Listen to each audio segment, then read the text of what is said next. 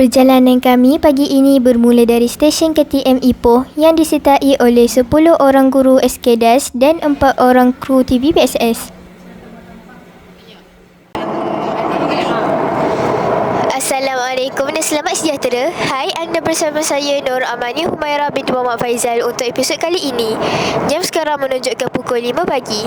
Saya bersama kru TVPSS yang lain bersama beberapa orang guru di dalam train EKS.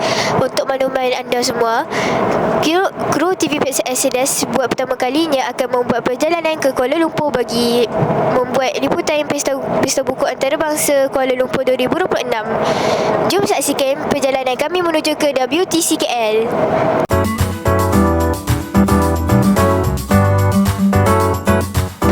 Saya sekarang berada di pintu masuk Pesta Buku Antarabangsa 2026 di WTC KL. Tak sabar rasanya meninjau apa program yang menarik disediakan pengunjung hari ini. Jom. Kami memulakan tinjauan dari pintu masuk Seri Pasifik. Memang banyak reruan yang ada di sini. Dari nama syarikat penerbitan gergasi hinggalah ke syarikat penerbit kecil.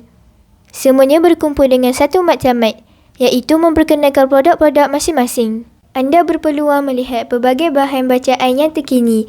Bukan itu sahaja, pelbagai program menarik turut disediakan oleh reruan-reruan tertentu untuk anda seperti sesi bola bicara, permainan interaktif dan sesi rahmah mesra bersama penulis-penulis tempatan.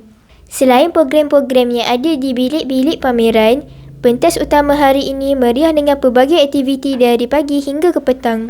Pagi ini di pentas utama, para pengunjung disajikan dengan persembahan peserta-peserta dari IPTA dan IPTS dalam pertandingan bercerita karya Agung Melayu anjuran Yayasan Karyawan.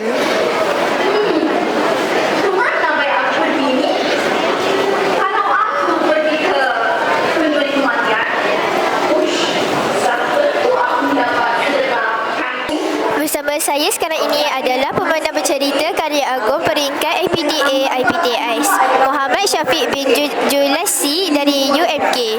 Jana diucapkan, apa perasaan anda pada hari ini? Syukur Alhamdulillah, saya sangat merasa gembira dan sangat berbangga kerana akhirnya saya boleh membawa kemenangan dan membanggakan universiti saya, iaitu Universiti Malaysia Kelantan. Terima kasih. Terima kasih kerana sudi meluangkan masa bersama saya. Okey, sama-sama. Penat berjalan dari pagi hingga ke petang, kru TVPSS akhirnya menamatkan tugasan dengan menonton persembahan tarian Arab yang dibawakan khas oleh pengajar sebagai tetamu antarabangsa untuk program ini.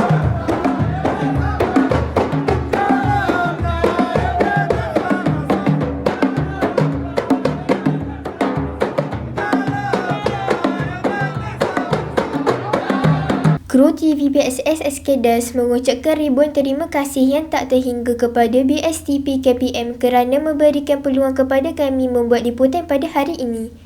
Bagi anda yang baru berkesempatan mengunjungi PBA KL 2026, apa tunggu lagi? Manfaatkan cuti anda bersama keluarga di sini. Sehingga kita berjumpa lagi pada episod akan datang. Saya Nur Amani Humaira melaporkan untuk TVPSS SKDAS. Assalamualaikum dan jumpa lagi.